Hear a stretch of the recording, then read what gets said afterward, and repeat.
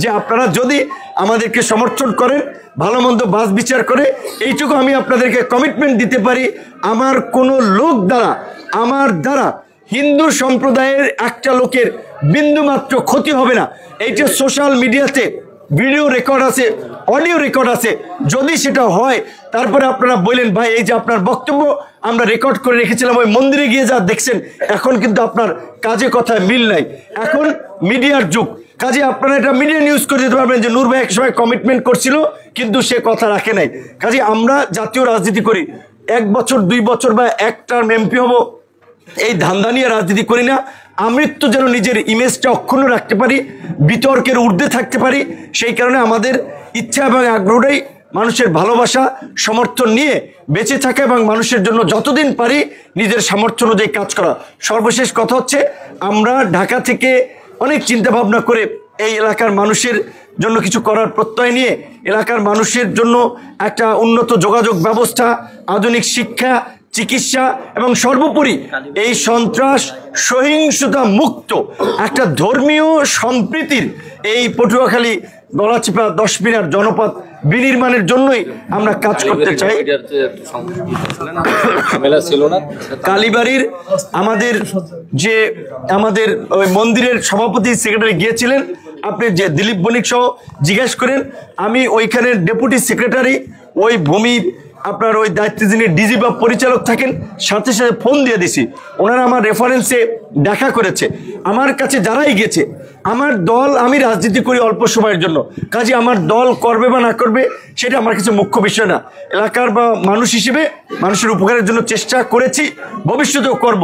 তবে একটা বিষয় হচ্ছে যে আমরা এত কাজ করার পরে এই যে আপনারা কষ্ট করে যে উপস্থিত থেকেছেন, আমার ভালো লেগেছে, এটা আমার প্রতি একটা সম্মান দেখেছেন। সুতরাং আপনাদের যদি এই ধরনের কোনো কাজ থাকে তখন তো আমি চক্ষু লজ্জা হলেও যে না এই লোকগুলো আমাকে ভালোবাসে, আমার জন্য মধ্যরাত পর্যন্ত অপেক্ষা করেছে, তাদের জন্য তো কিছু আমার করা দায়িত্ব।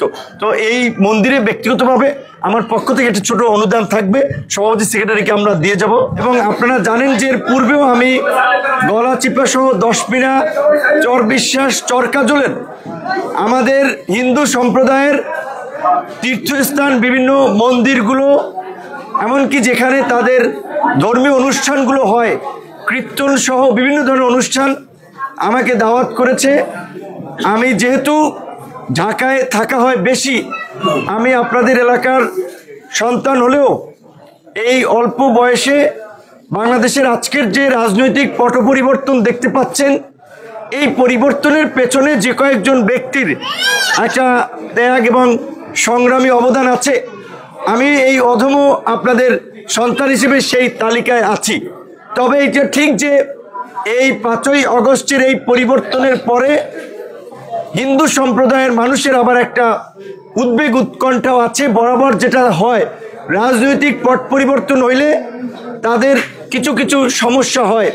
তবে আমি এই 5ই আগস্টের পরেও গলাচিপায় সভা সমাবেশে এবং স্বর্ণকার পট্টিতে ব্যবসায়ীদের সাথে দেখা করে পরিষ্কারভাবেই বলেছিলাম, আপনাদের যে কোনো সমস্যায় আমাকে যদি জানান, আমাকে এবং আমাদের দলের নেতৃবৃন্দকে পাশে পাবেন এবং আপনারা নির্ভয়ে আগের মতোই ব্যবসা বাণিজ্য ধর্ম কর্ম করবেন। একটা আমাদের সভাপতি আসছে, আসেন। বাংলাদেশ একটা গণতান্ত্রিক দেশ, এই দেশের নাগরিক হিসেবে হিন্দু, বৌদ্ধ, খ্রিস্টান, মুসলমান সকল মানুষের অধিকার আছে। সে বিপদগ্রস্ত হলে আইনের সহযোগিতা নেবে, তার সন্তানেরা শিক্ষা এবং চাকরির অধিকার ভোগ করবে, তারা স্বাধীনভাবে ধর্মকর্ম করবে। আশা করি যে এই গত 1 বছর প্লাস সময় 15 মাসেও আপনাদের কোনো অসুবিধা হয় নাই। আমার কাছে কেউ জানায় নাই, আমার কাছে জানিয়েছিল যেমন সরকারি মসজিদ এবং মন্দির সমান তালেই কিছু উন্নয়নের বরাদ্দ থাকে, যেই সমস্ত মন্দির 50 বছরে 5 পয়সাও পায় নাই, আমরা সেই সমস্ত মন্দিরেরও তালিকা করে ইতিমধ্যেই কিছু মন্দির মসজিদের নগদ অনুদান তারা পেয়েছে। কিছু পাইপলাইন আছে 3 লক্ষ টাকা করে, আমার ব্যক্তিগত পকেট থেকে না, সরকারি অনুদান আমি দেওয়ার একটা ব্যবস্থা করাইছি, আরও ভবিষ্যতেও পাবেন। তো আমি যেটি বলতে চাই যে আমরা একটা ঘটনা শুনেছিলাম, আমার কাছে বলেছিল একজন স্বর্ণকার ব্যবসায়ী হিন্দু, তার কাছ থেকে রাজনৈতিক পরিচয়ে কোনো দলের নেতা পয়সা নিয়েছিলেন, পরবর্তীতে সেটা তারা সামাজিকভাবে মিটমাট করেছে। নাহলে আমরা বলেছিলাম আপনি যদি বলেন আমরা কেস করে হলেও আমরা সেই গুন্ডা মাস্তানকে ধরাবো।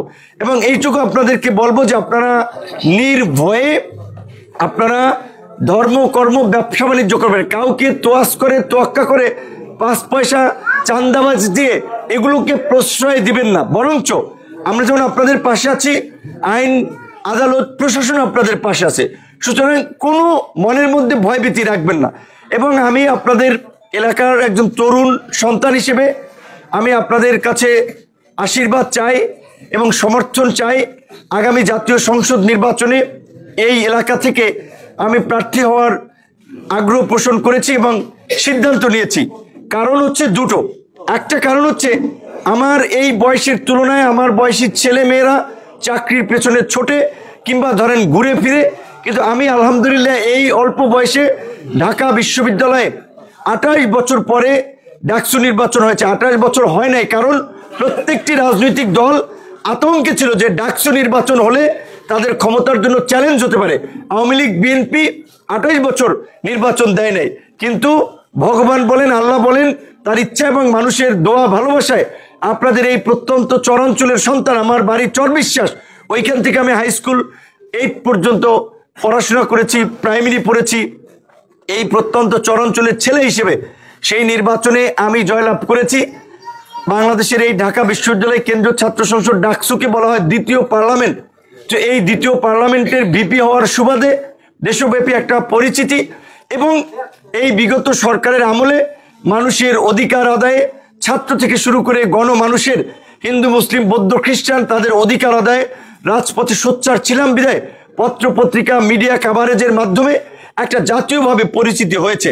আপনাদের সম্প্রদায়ের লোক যদি থাকে, গোপালগঞ্জের ওরাকান্দি সম্প্রদায় থেকে শুরু করে সারা বাংলাদেশের রংপুর থেকে শুরু করে দিনাজপুর, পঞ্চগড়, এইদিকে খুলনা, হিন্দু কমিউনিটির লোকজনকেও জিজ্ঞাসা করলে দেখবেন তারা চেনে। অনেকের সাথে ওই অঞ্চলে সভা সমাবেশে গিয়ে দেখা হয়েছে, অনেকের সাথে ঢাকায় দেখা হয়েছে। কারণ আপনাদের এলাকার সন্তান হিসেবেও পরিচয়টা এলাকার মধ্যে সীমাবদ্ধ নাই। বাংলাদেশের যে কোনো জায়গায় গিয়ে যদি বলেন যে আমি ভিপি নূরের এলাকার লোক, মানুষ অন্তত একটা সম্মান করবে, ভালোবাসবে, একটা রেসপেক্ট দেখাবে। তো এটা আপনাদের সন্তান হিসেবে আপনাদের ভালো লাগার, আপনাদের ভালোবাসার। আমরা আজকে জাতীয় পর্যায় থেকে নেতৃত্ব দেওয়ার কারণে, একটা দলের প্রধান হওয়ার কারণে আমাদের সাথে ওঠা বসা আলাপ আলোচনা হয় বিভিন্ন রাজনৈতিক দলের শীর্ষ নেতাদের। তো আমি যদি আপনাদের এই এলাকা থেকে জনপ্রতিনিধি হই, অন্যান্য অনেক নেতৃবৃন্দ আছে যারাও নির্বাচন করবে, তাদের প্রতি আমার ফুল রেসপেক্ট আছে, সম্মান আছে। কিন্তু একটা বাস্তবতা হচ্ছে তারা রাজনৈতিক অবস্থানগত দিক থেকে কেউ আমার অবস্থানের কাছাকাছি নয়। সেই জায়গা থেকে আমি প্রত্যাশা করব যে আপনারা আপনাদের বৃহত্তর স্বার্থ বিবেচনায় আগামী সংসদ নির্বাচনে ট্রাক প্রতীকে আমাকে ভোট দিয়ে আপনাদের পাশে থাকার সুযোগ করে দিবেন, আপনাদের জন্য কাজ করার সুযোগ করে দিবেন।